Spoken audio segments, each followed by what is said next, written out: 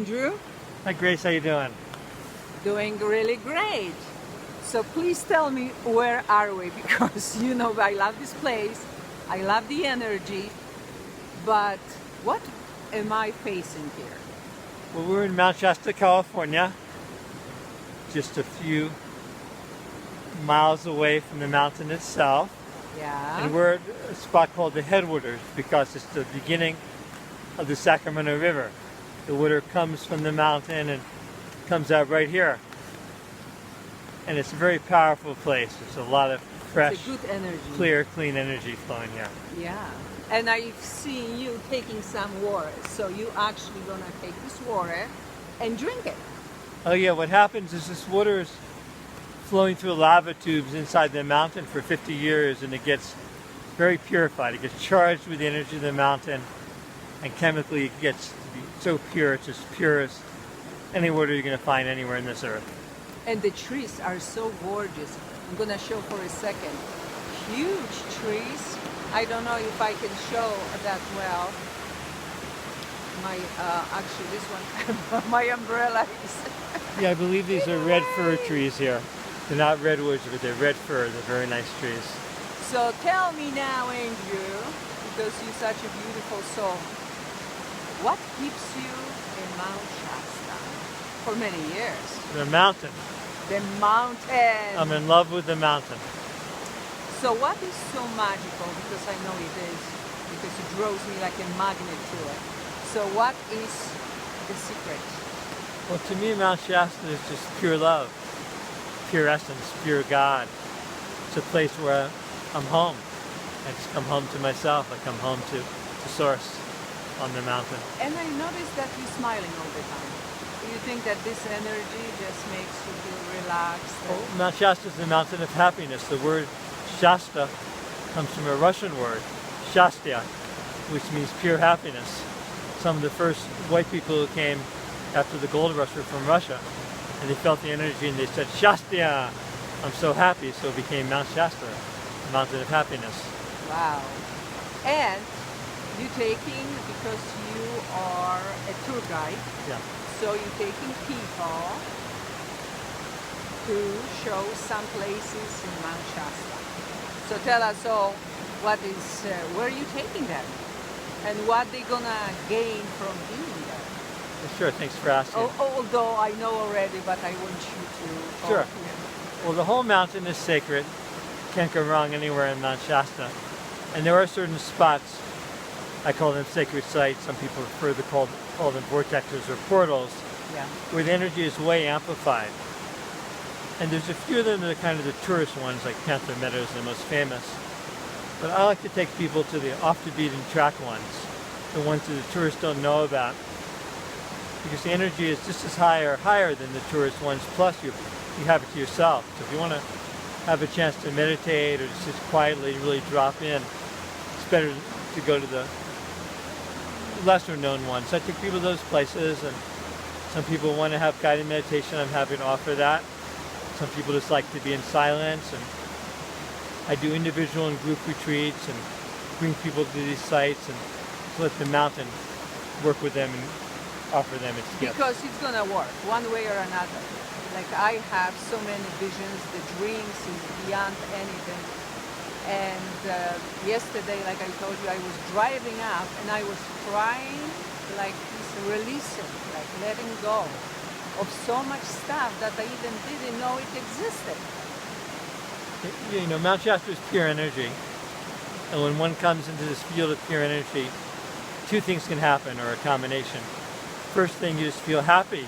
You feel peaceful. You feel that reflection of what's pure inside of you.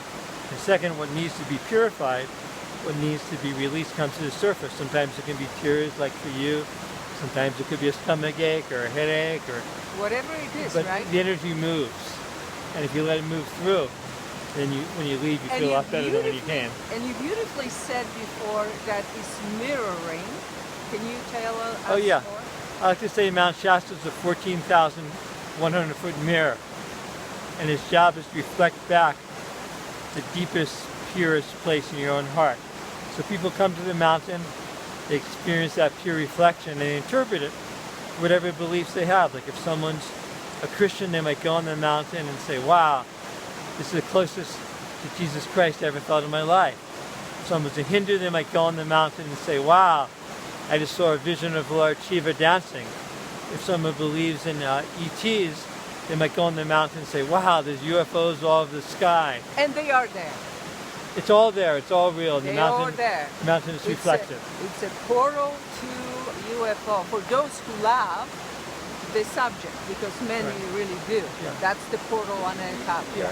However you connect with the divine, Mount Shasta amplifies that for you and opens you to receiving the divine in whatever form you resonate with the most. And people come for different reasons. Like I've been called to come here, not knowing even why exactly. And some people come because they heard it was really beautiful, right? Yeah, there's definitely both spiritual tourism and recreational tourism. Kind of 50-50. You know, half the people come because they feel the energy, they feel called, they come here for spiritual pilgrimage or spiritual retreat. The other half come because they want to hike, they want to fish, they want to raft, they want to climb to the summit. Right? They want to ski, yeah. So some people come who aren't especially spiritually inclined, but they really are, since they enjoy spending time in nature. That's how they feel peace. That's how they connect. And guys, was not nice at all. And we decided to make this short video, and look how sun is getting. Finally, the sunshine is out, the water is floating, and that's what you hear, the water behind us, this clean water, and these huge trees. Look at the trees. I love trees so much, so when I see trees, I'm ecstatic. Pure ecstasy. Okay, Andrew, so anything else at the end? Who are you inviting here to come? I invite anybody who wants a deeper connection. And people define differently what you're connecting with. You could call it connection with yourself, connection with God, connection with the angels, connection with the Lemurians, connection with descended masters. But if you're wanting in your heart a deeper connection, if you want an acceleration of your journey of awakening, if you're wanting ascension, cleansing, if you're wanting a vision for your life, if you're in a transition place. But also clearing. Clearing is great, yeah. It's absolutely wonderful, because that's what is happening to me. Very powerful right by the spring. That's very clearing and healing. And peace, to find the inner peace. The Wi-Fi doesn't work necessarily, like for me. The spirit says, no, you're gonna be peaceful here. You can go back to New Jersey and get on a Wi-Fi and all that good Skype stuff, not here. So if you need peace, if you need to truly relax and contemplate and meditate, that's it, that's the place.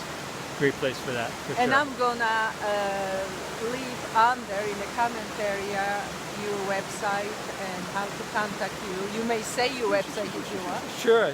If you'd like more information about Mount Shasta in general, or the guided retreats I offer for individuals and groups, you can just check Mount Shasta Retreat, with Mount spelled out, M-O-U-N-T, Shasta, S-H-A-S-T-A, retreat, RETREAT.net.